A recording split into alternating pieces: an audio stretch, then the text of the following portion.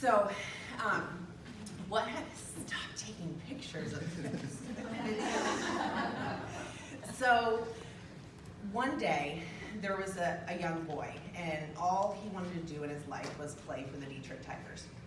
And over the years, he just constantly just worked at it and just did everything he possibly played, like club teams. We don't, back then they didn't have them, but always anytime he could play baseball, he wanted to because he was going to be a Detroit Tiger. So over the years, he just worked at it, and then when he got the chance, he tried out for the Detroit Tigers. He actually was accepted and received a $5,000 contract.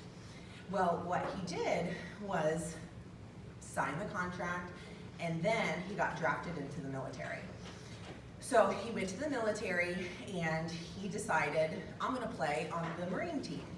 He played on the Marine team for a couple of years, got out of the military, and then he went back to the Detroit Tigers.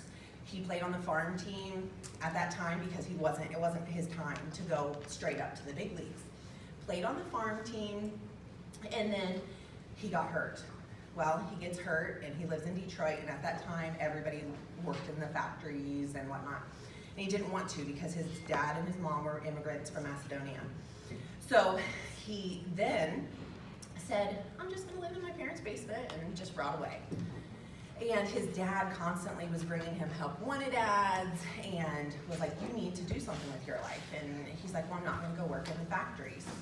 So his cousin had a pizza shop in Detroit, and he said, I don't have much to pay you, but I'd love to come work for you, just to get out and do something.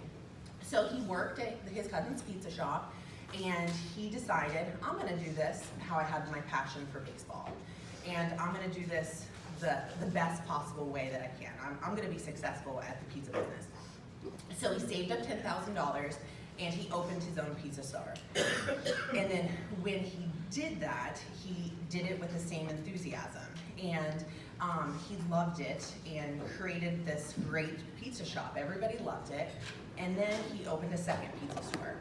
And when he opened that shop, he actually decided, I'm gonna get the people I'm gonna delegate this, I'm gonna put the right people in the right place in leadership, and I'm gonna open up another one. And then it just went so on and so on. And then he became the third largest pizza shop in the world. Do you know what pizza shop that is? It is Little Caesars. That's right. And you know what the Little Caesars owns? The Detroit Tigers. That's right. Yeah.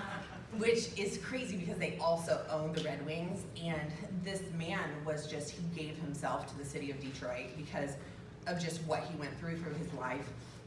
And he ended up, my friend told me this because I've just known this story for years, and I think it's very inspiring that somebody who just constantly got knocked down. But my friend told me because her daughter is doing a whole story wax museum on Rosa Parks so what happened was in 1994, Rosa Parks was robbed and she was assaulted.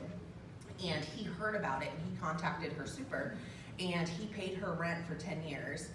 And no one knew it was the actress, the super, who told everybody. He didn't want any recognition, but I mean, he was given the key to the city of Detroit, and he was a big, vital part of Detroit. So, hey, that's not really the inspiration like your guys are used to, but I just wanted to share it with you because I think it's very inspirational to me. So, Very good.